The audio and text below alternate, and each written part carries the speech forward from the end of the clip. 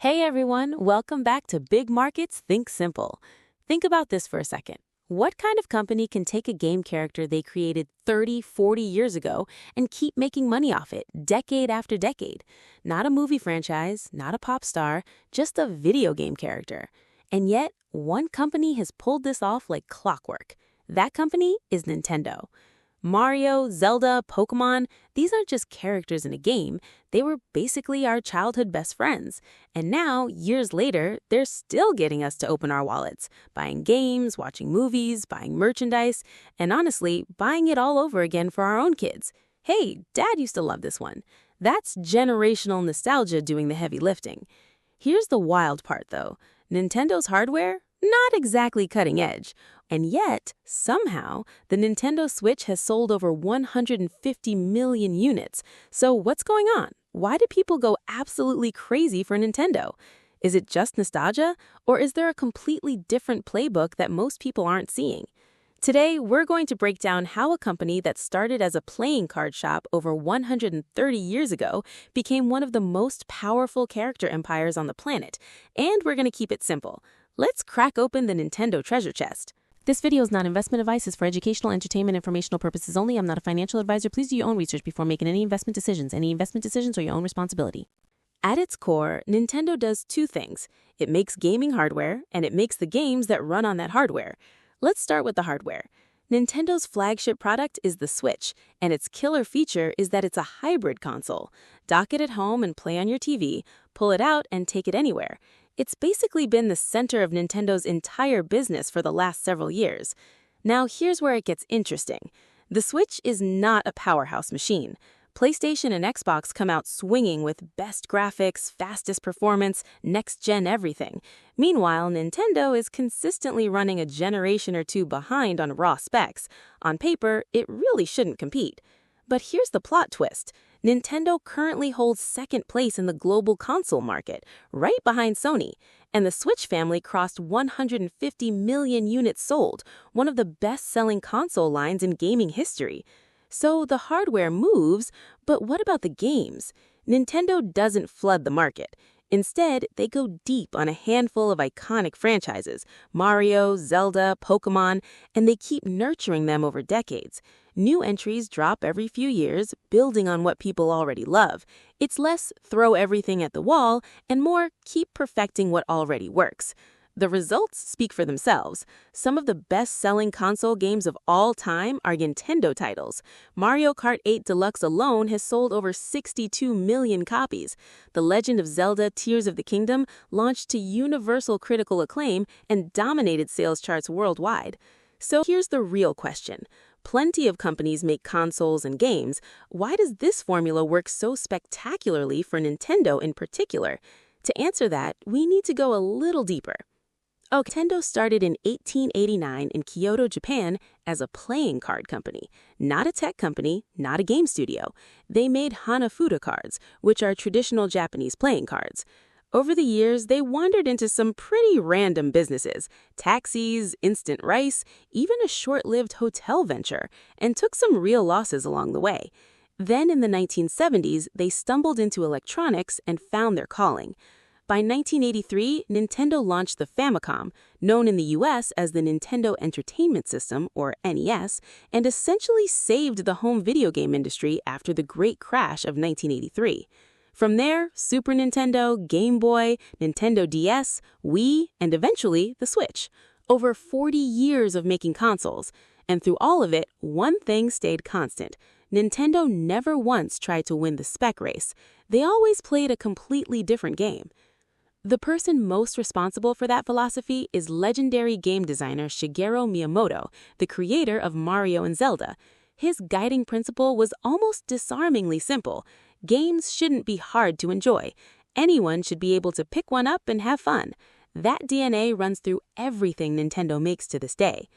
That philosophy shows up most clearly in what Nintendo calls hardware-software integration, the idea that if you want players to feel the full magic of your game, you'd better control the machine it runs on too. Want to play Mario? You need a Nintendo console, period. Familiar? It's basically the Apple model. Apple pairs iPhone hardware with iOS software to create an experience nobody else can replicate. Nintendo does the exact same thing. They design the controller, the screen, the buttons, all of it specifically around their games. Well, Nintendo's legendary hardware developer Gunpei Yokoi coined a phrase for this: lateral thinking with withered technology. The idea is that you don't need the newest, flashiest components. You take proven, familiar technology and use it in a completely unexpected way to create something nobody's seen before. The motion controls in the Wii Remote, the detachable Joy-Cons on the Switch, that's all this philosophy in action. It's not about power, it's about experience. And then there's the secret weapon that no competitor can ever copy: IP and nostalgia. Mario, Zelda, Pokémon, Animal Crossing, these characters aren't just game protagonists, they're for millions of their childhood memories. If you're in your 30s or 40s, there's a good chance Mario was part of your childhood. And now you're buying a Switch so your own kids can experience it, and you're right there playing alongside them going, I used to do this when I was your age. That's generational nostalgia doing the heavy lifting. So when you put it all together, the reason people choose Nintendo is pretty clear. While everyone else competed on specs and performance numbers, Nintendo competed on joy. When mobile games were designed to stress you out and drain your wallet, Nintendo kept saying, just come have fun. Instead of chasing hardcore gamers, they won over the biggest possible audience, families and friends who just want to laugh together.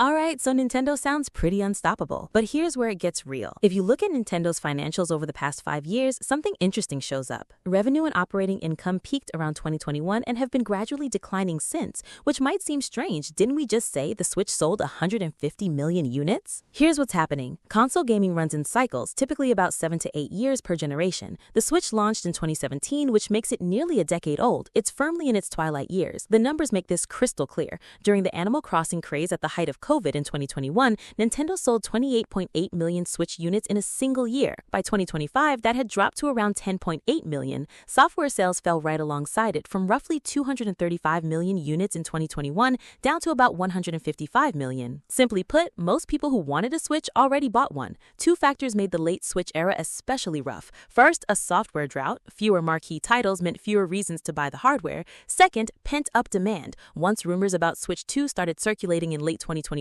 consumers began holding off on Switch purchases entirely, waiting for the next thing. Layer on top of that, rising costs. The AI boom drove up memory chip prices significantly, which made manufacturing the Switch more expensive. The margins got squeezed from both directions. This is the fundamental vulnerability of Nintendo's model. Because everything depends on one hero console, the period right before a new system launches tends to be painful. Revenue drops, margins compress, and there's not much you can do but wait for the next cycle to begin.